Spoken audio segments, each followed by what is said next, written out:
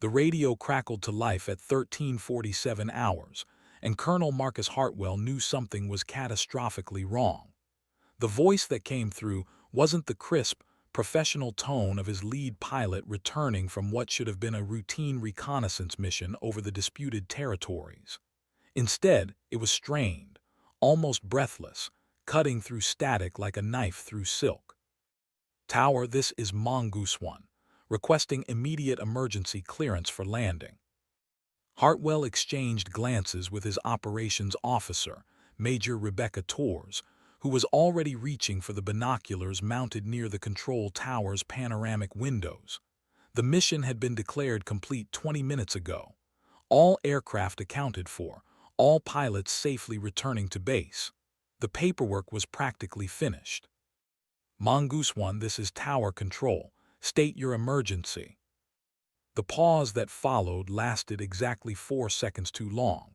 In military aviation, silence was never a good sign. When it stretched beyond operational norms, it usually meant someone was fighting for their life. "Tower, I'm flying on a prayer in half a wing." Torres lowered her binoculars slowly, her face pale despite years of combat experience. "Sir, you need to see this." Hartwell took the binoculars and scanned the horizon where Torres pointed. At first, he saw nothing but the endless azure of the afternoon sky, unmarked by clouds or contrails. Then, emerging from the heat shimmer like a mirage made manifest, he spotted it, a dark speck moving with the irregular, struggling motion of something that shouldn't be airborne. As the aircraft drew closer, the impossible became undeniable. The A-10 Thunderbolt II, call sign Mongoose 1, was indeed missing its entire left wing. Where sleek metal and ordnance pylons should have extended, there was nothing but twisted remnants and exposed internal structures. Fuel streamed behind it in a glittering arc, catching the sunlight like deadly confetti. "Jesus Christ," Torres whispered. But Hartwell wasn't focused on the mechanical impossibility before them. He was thinking about the pilot, Captain Vera "Mongoose" Kowalski, the squadron's most experienced A-10 driver, a woman who'd earned her call sign not through some heroic action, but because of her supposed tendency to dart away from conflict during her early training days. The irony wasn't lost on anyone that the pilot they'd once questioned was now performing what appeared to be an aerodynamic miracle. "All units clear the pattern," Hartwell commanded into his headset. "We have an emergency inbound. Fire and rescue scramble immediately. Medical team to stand by." The A-10 continued its wounded approach, defying physics with every labored mile. And somewhere in the back of Hartwell's mind, a question began forming that would haunt him for years. How do you fly the unflyable, and what kind of pilot does it take to bring the impossible home? The mission was supposed to be over. Instead, it was just beginning. Captain Vera Kowalski had been flying for 11 years, but she'd never felt the stick fight her like this. The A-10 Warthog, normally as stable as a freight train and twice as forgiving, now bucked and rolled with each gust of wind like an angry bronco. Without her left wing, the aircraft wanted to spiral into what pilots euphemistically called an unrecoverable departure from controlled flight, military speak for a death spiral. "Mongoose 1, this is Tower. Can you give us your status?" Vera glanced at her instrument panel, where half the warning lights blazed red and the other half flickered between amber and crimson. Her hydraulic pressure was dropping, her fuel flow showed critical levels, and her airspeed indicator had given up trying to make sense of her current aerodynamic situation. "Tower, I've got multiple system failures, hydraulics failing, and I'm burning fuel like a Roman candle." She paused, focusing on the delicate dance required to keep the aircraft level. "But I've still got engines and I've still got attitude control, sort of." What she didn't tell them was that her left leg was numb from the knee down, that she could taste blood every time she keyed the microphone, or that the cockpit smelled like aviation fuel and something that might have been her own fear. The explosion that had taken her wing had also sent shrapnel through the fuselage, and she was reasonably certain that at least one piece had found her. She thought about the mission briefing that morning, how routine it had seemed. Intelligence gathering over a supposedly quiet sector, minimal ground threat, perfect weather conditions. She'd been paired with Lieutenant Danny Morrison, call sign Rookie, a fresh-faced pilot on his fourth combat mission who still believed in the invincibility of American air power. The surface-to-air missile had come from nowhere, a streak of white smoke and lethal intent that had transformed routine into nightmare in the space of a heartbeat. Rookie's aircraft had simply vanished, not crashed, not exploded, just ceased to exist in an expanding ball of orange flame and black smoke. One moment he'd been on her wing, chattering nervously about his girlfriend back home, and the next there was nothing but empty sky and the taste of her own mortality. The second missile had clipped her wing root, detonating just enough to separate her from several thousand pounds of aluminum and titanium that had been rather important to her continued existence. The fact that she was still airborne was a testament to the A-10's legendary durability, and perhaps something more, luck, skill, or divine intervention. At 30,000 feet above hostile territory, the distinction had seemed academic. Now, as the runway grew larger in her windscreen, Vera allowed herself the luxury of hope. The A-10 had been designed to bring pilots home from impossible situations. Today, she was going to test that promise to its absolute limits. The tower frequency erupted in controlled chaos as every available emergency resource converged on the runway. Fire trucks positioned themselves along the approach path, their crews already suited up and ready to respond to what everyone expected would be a catastrophic crash. Ambulances waited with engines running, medical teams prepared for the worst-case scenario that military aviation occasionally delivered with ruthless efficiency. Colonel Hartwell watched through his binoculars as Mongoose 1 lined up for final approach.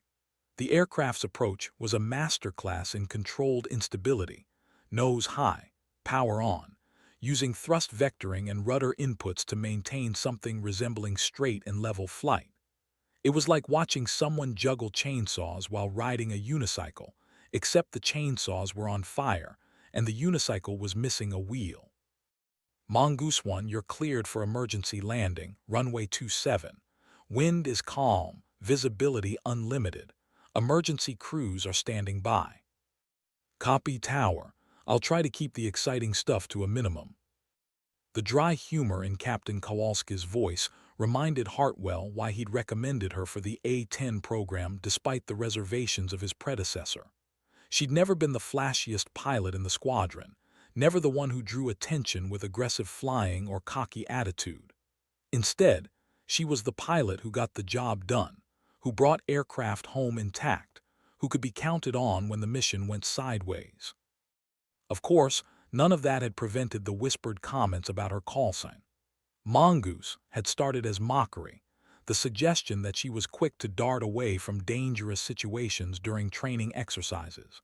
What her critics had missed was that a mongoose's greatest strength wasn't speed or aggression, but patience, intelligence, and the ability to strike at precisely the right moment to neutralize threats much larger than itself. Major Torres lowered her binoculars and turned to Hartwell. "Sir, I've never seen anything like this.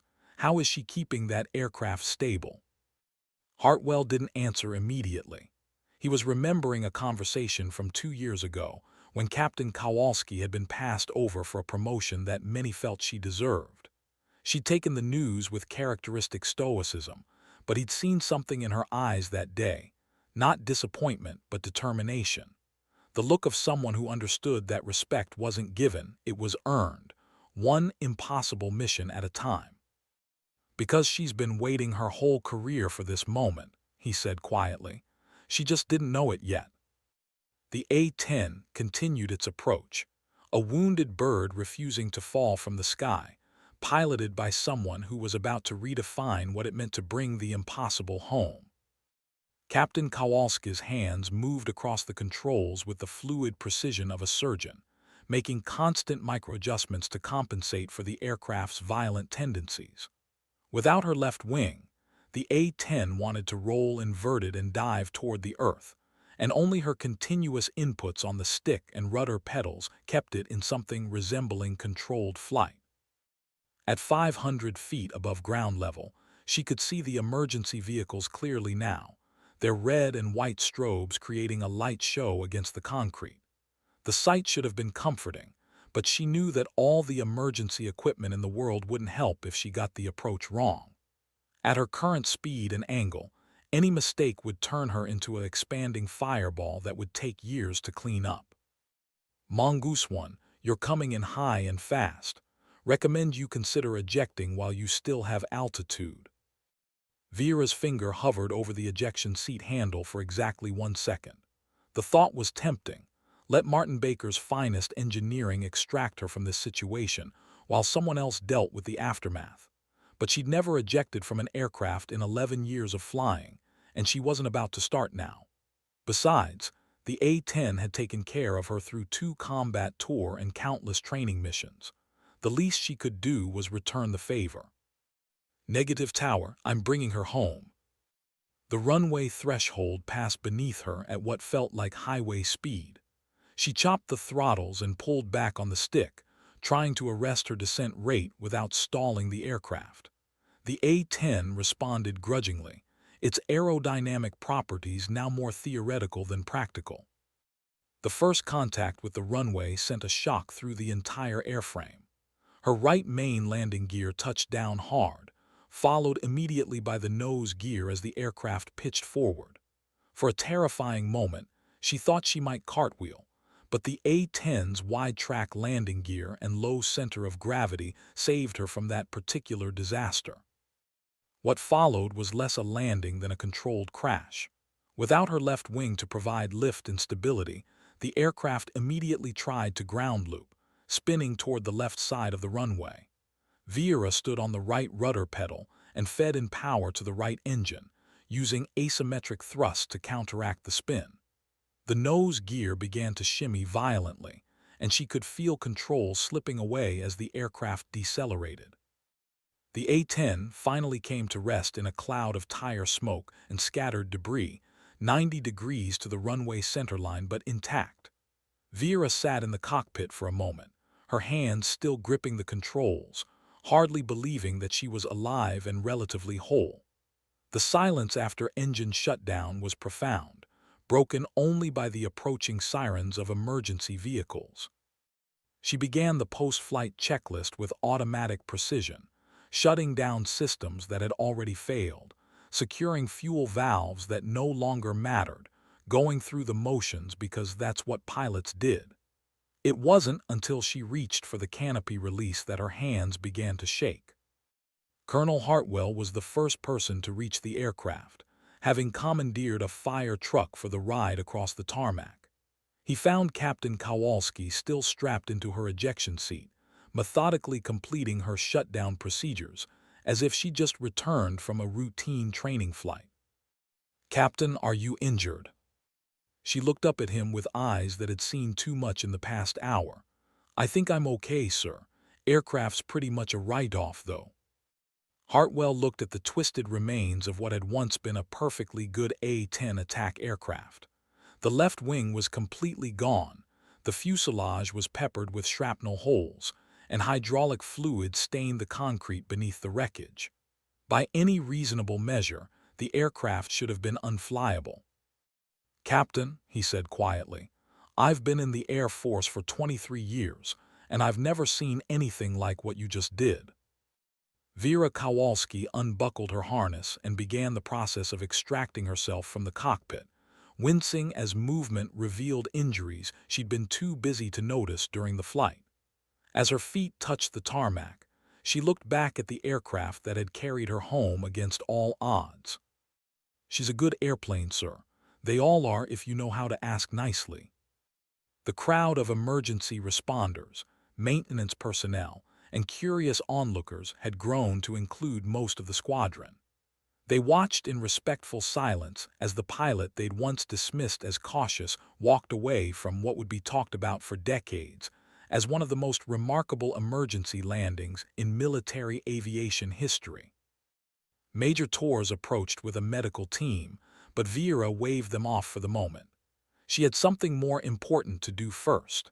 She walked to the nose of the aircraft, where the crew chief's name was stenciled beneath the cockpit, and ran her hand along the bullet-scarred metal. "Thank you," she whispered. It was a conversation between a pilot and her machine, the kind of moment that outsiders could never fully understand. In the space of 47 minutes, Captain Vera Kowalski had transformed from a competent but unremarkable pilot into something approaching legendary status. But she didn't know that yet. She was just a woman who had promised to bring an airplane home, and had kept that promise despite impossible odds. The debriefing would come later. The investigation, the paperwork, the official reports that would try to explain the aerodynamically impossible.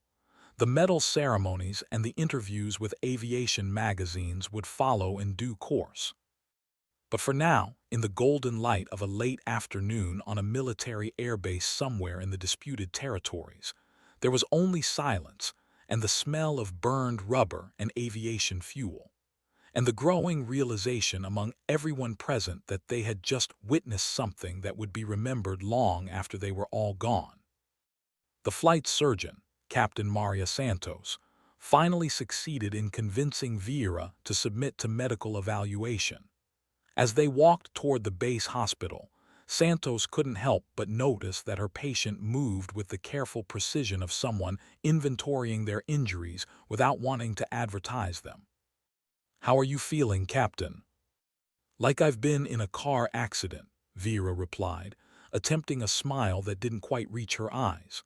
"A car accident involving explosions and missing wings."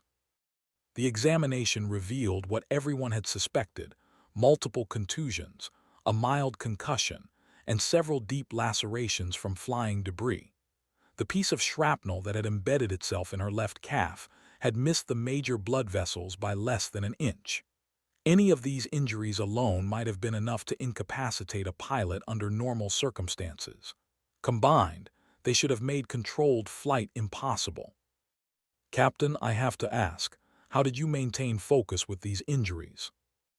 Vera was quiet for a long moment while Santos cleaned and dressed her wounds. "I kept thinking about Lieutenant Morrison," she finally said. "Danny. He was 24 years old and engaged to a girl named Jennifer who works at a veterinary clinic in Ohio. He showed me her picture every day for 2 weeks." Santos nodded, understanding the weight of survivor's guilt that often accompanied military operations gone wrong. The loss of an aircraft and pilot is always difficult to process. "You don't understand," Vera continued, her voice barely above a whisper. "He was on my wing. It was my responsibility to bring him home, and I failed. The least I could do was not waste the chance I was given by staying alive myself." The conversation was interrupted by a knock on the examination room door. Colonel Hartwell entered, followed by a small entourage that included Major Torres, the squadron commander, and 2 people Vera didn't recognize: a man and woman in dress uniforms with insignia that suggested important positions at higher headquarters. "Captain Kowalski, I'd like you to meet General Patricia Mitchell from Air Combat Command, and Colonel James Wright from the Air Force Safety Center." Vera attempted to stand at attention, but General Mitchell waved her back onto the examination table. "At ease, Captain. We're here to get your initial account of what happened today, and to let you know that your actions have attracted attention at the highest levels." What followed was a preliminary debriefing that would later expand into a comprehensive investigation involving flight data recorders, wreckage analysis, and testimony from dozens of witnesses. But even in those first few minutes, certain facts were undeniable. Captain Kowalski had successfully flown an aerodynamically impossible aircraft for over 200 miles, executed an emergency landing under conditions that should have been fatal, and done so while suffering injuries that would have grounded most pilots. "Captain," General Mitchell said as the preliminary questions concluded, "I want you to understand that what you accomplished today will be studied by military aviators for decades. Your actions saved not only your own life, but preserved a multi-million-dollar aircraft that contained classified systems and equipment. Vieira looked uncomfortable with the praise. "Ma'am, I was just doing my job. Any pilot in the squadron would have done the same thing." Colonel Wright leaned forward slightly. "Captain, I've investigated hundreds of aviation incidents over the past 15 years. Trust me when I tell you that what you did today was extraordinary by any measure." The meeting concluded with assurances that Vieira would be given time to recover before returning to flight status, and that the investigation would be thorough but fair. As the officers filed out, Colonel Hartwell lingered behind. "Vieira," he said, using her first name for the first time in their professional relationship, "I owe you an apology." "Sorry. I should have recognized your potential years ago. Instead, I let other people's perceptions influence my judgment. That was a failure of leadership on my part." Vieira considered his words carefully. "Colonel, with respect, I don't think I was ready for this recognition years ago. Maybe everything happened exactly when it was supposed to." Hartwell nodded, understanding that some truths could only be appreciated in retrospect. As he left the medical facility, he was already composing the report that would change the trajectory of Captain Kowalski's career forever. Outside, the sun was setting over the airbase, painting the sky in shades of orange and purple that reminded everyone who saw it why pilots called it the most beautiful office in the world. Tomorrow would bring new missions, new challenges, and new opportunities for both heroism and heartbreak. But tonight belonged to the pilot who had proven that sometimes the impossible was just another word for unexpected. The story of Mongoose One's impossible landing spread through the base with the speed that only military gossip could achieve. By the next morning, every pilot, mechanic, and support personnel knew at least 3 different versions of the event, each one more dramatic than the last. But the core facts remained constant. Captain Kowalski had brought home an unflyable aircraft through skill, determination, and what the old-timers called aviation luck. Vieira spent the next 2 days in the base hospital, more for observation than treatment. Her injuries were healing well, but the flight surgeons wanted to monitor her for signs of delayed concussion symptoms or psychological trauma. She used the time to read incident reports, technical manuals, and the flood of messages from pilots around the world who had heard about her landing. The most meaningful message came from an unexpected source, the widow of Lieutenant Morrison. Jennifer Campbell had somehow obtained Vieira's contact information and sent a handwritten letter that arrived with the morning mail delivery. "Captain Kowalski," the letter began, "Danny talked about you in every phone call and every letter he sent home. He said you were the best pilot in the squadron and that he felt safe flying with you. I want you to know that I don't blame you for what happened. Danny knew the risks when he signed up, and he died doing what he loved. The fact that you survived and made it home gives me comfort, because I know that's what he would have wanted." Vieira read the letter 3 times before folding it carefully and placing it in her flight suit pocket. The weight of survivor's guilt hadn't disappeared, but it had transformed into something more manageable, a responsibility to honor her wingman's memory by continuing to fly and by being worthy of the second chance she'd been given. On the 3rd day, she was cleared for limited duty and returned to the Squadron Operations Center. The atmosphere was different now, not dramatically but noticeably. Conversations stopped when she entered rooms, not out of awkwardness but out of respect. The call sign Mongoose was no longer spoken with subtle mockery, but with something approaching reverence. Flight Sergeant Mike Rodriguez, the squadron's senior enlisted maintenance supervisor, approached her during the morning briefing break. Rodriguez had been working on A-10s for 18 years and had seen every conceivable type of battle damage. "Ma'am, I wanted to show you something," he said, leading her to a conference room where several large photographs were displayed on easels. "These are the wreckage photos from your aircraft." The images were sobering. The left wing root showed a clean separation where the missile had detonated, but the damage extended far beyond the obvious. Hydraulic lines had been severed, electrical systems had been damaged by shrapnel, and the left landing gear had been partially destroyed. The fact that the aircraft had remained controllable was a testament to both the A-10's design and the pilot's skill. Sergeant Rodriguez, what's the official assessment? Ma'am, according to the engineers who examined the wreckage, that aircraft should not have been flyable. The center of gravity was shifted so far aft and to the right that normal flight control inputs should have been insufficient to maintain control. Rodriguez paused, looking at the photographs with the expression of someone trying to solve a puzzle. The only way it makes sense is if the pilot was making control inputs that were precisely calibrated to compensate for the aerodynamic changes in real time. No computer could have calculated those adjustments fast enough. Vieira studied the images, remembering the feeling of fighting the aircraft's tendency to roll and spin during those 47 minutes of impossible flight. She hadn't been making calculated adjustments.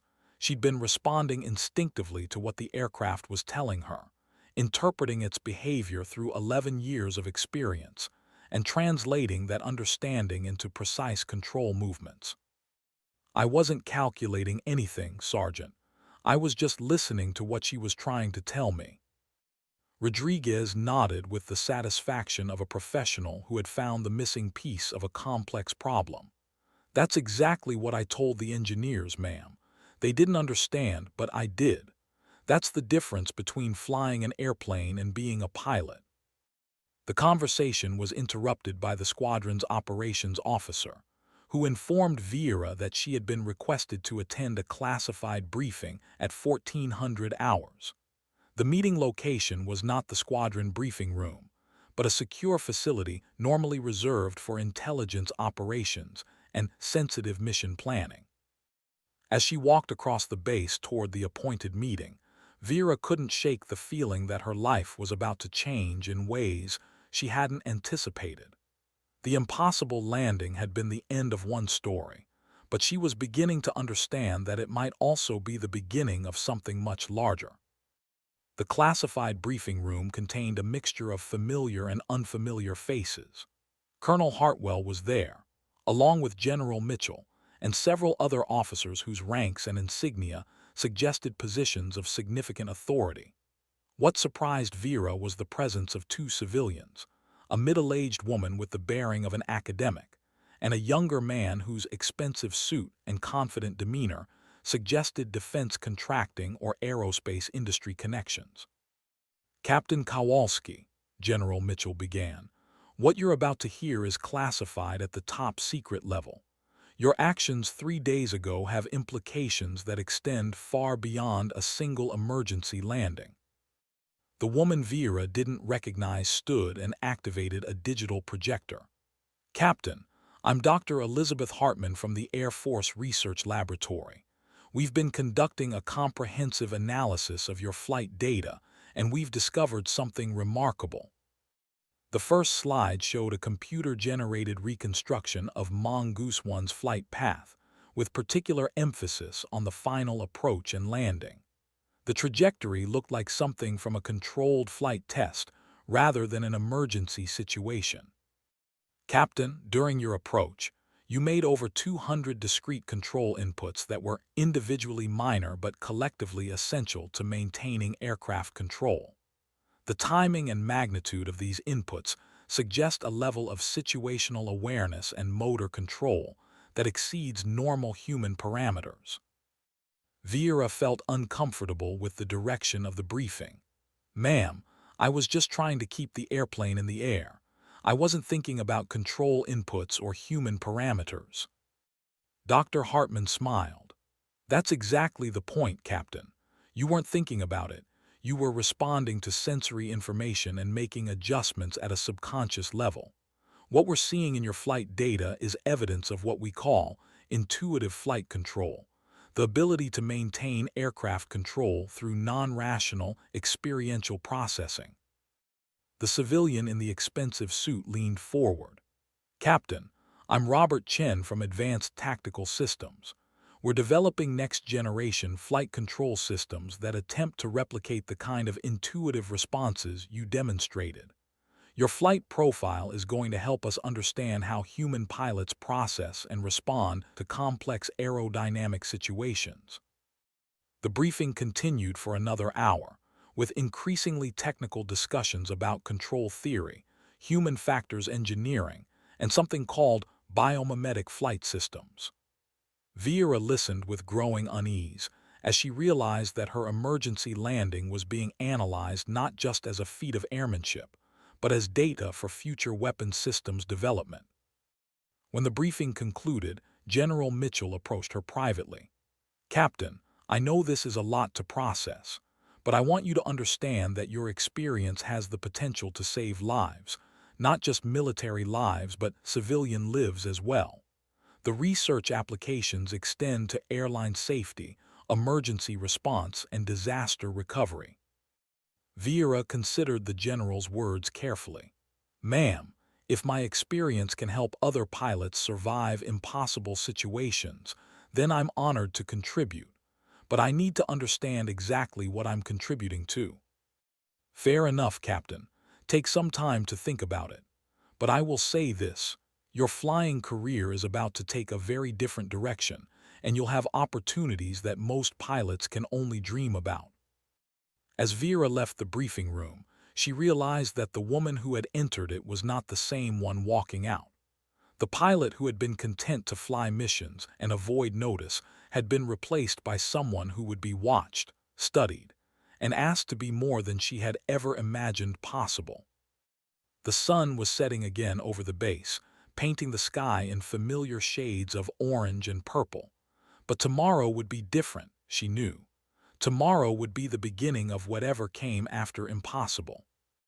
The phone call came at 6:30 the next morning, waking Vera from the first deep sleep she'd experienced since the incident.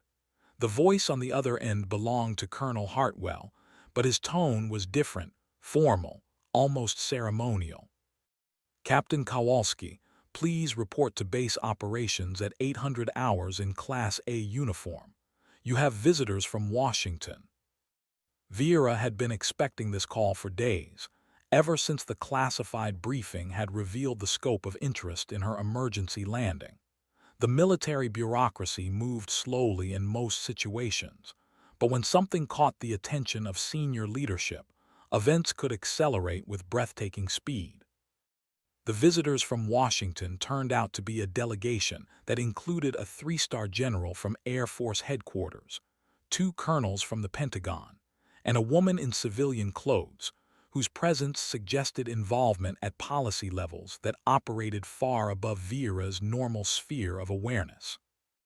"Captain Kowalski," the three-star general began, "I'm General Robert Hayes, Deputy Chief of Staff for Operations.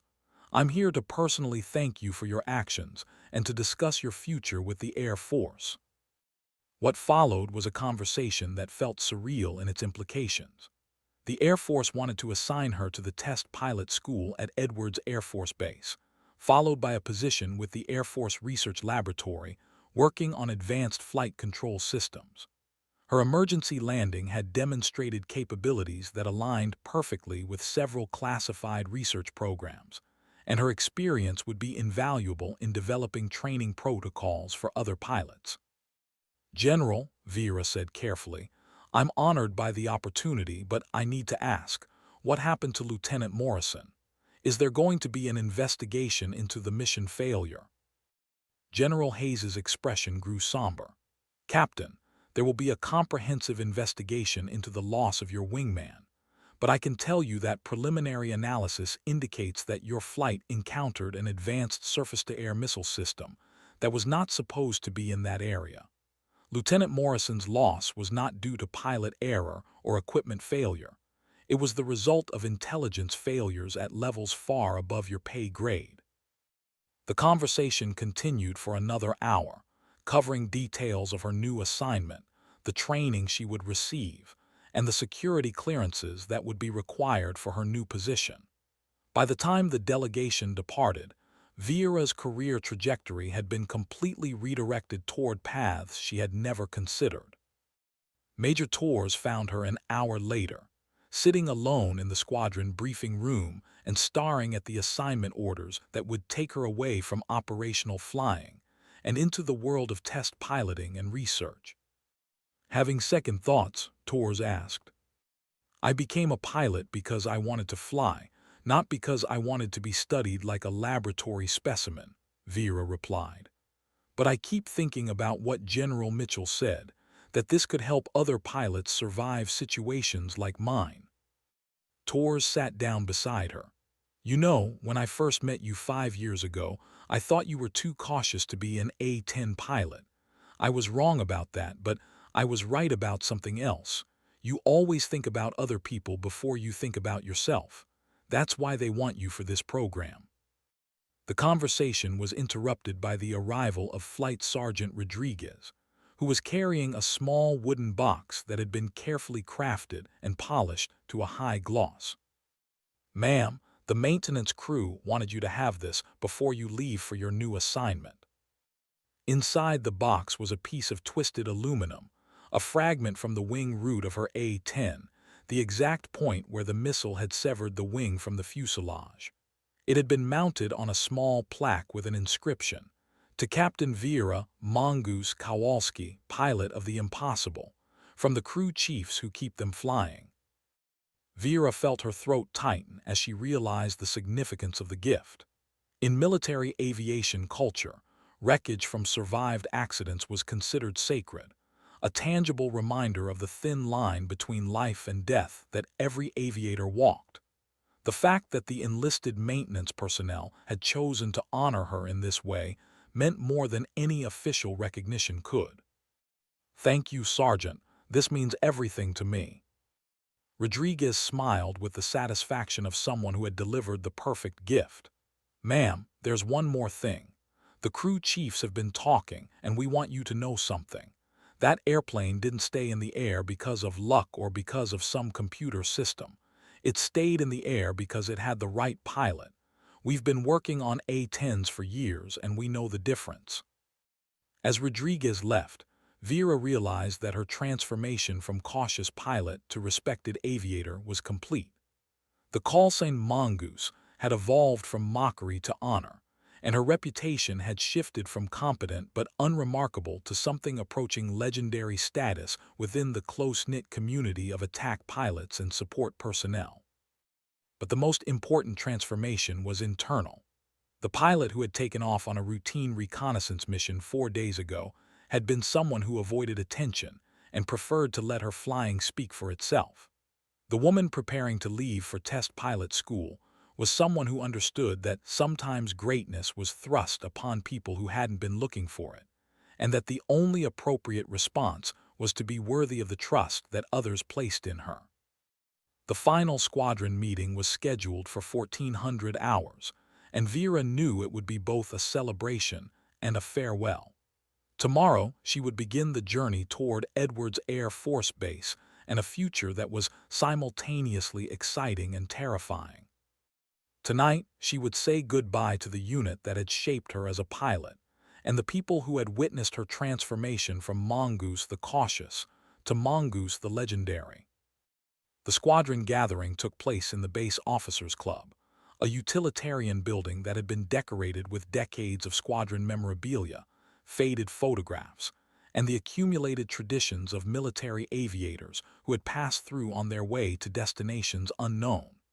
The event was officially described as a dining out, but everyone understood it was really a celebration of survival and a farewell to one of their own. Colonel Hartwell stood to address the assembled pilots, maintenance personnel, and support staff, who had gathered to honor Captain Kowalski's achievements and wish her well in her new assignment. "Ladies and gentlemen, we're here tonight to recognize exceptional airmanship under the most challenging circumstances imaginable. But we're also here to acknowledge that sometimes the people we work with every day surprise us in ways that change how we think about courage, skill, and dedication to duty." The formal recognition included a Distinguished Flying Cross, presented by General Hayes, who had flown in specifically for the ceremony. The citation read in part, for extraordinary achievement while participating in aerial flight as pilot of an A-10 aircraft. Captain Kowalski's exceptional airmanship, courage under fire, and dedication to duty resulted in the successful recovery of a critically damaged aircraft under impossible conditions, bringing credit upon herself, her unit, and the United States Air Force. But the moment that would be remembered by everyone present came when the squadron's junior pilots presented Vera with a custom flight suit patch that would become legendary within the A-10 community. The patch depicted a mongoose in flight, wings spread against a starfield, with the words "Impossible is just another word for unexpected" embroidered around the border. Lieutenant Sarah Kim, who had joined the squadron just 2 months earlier, spoke for her fellow junior officers. "Ma'am, we want you to know that what you did changed how we think about flying.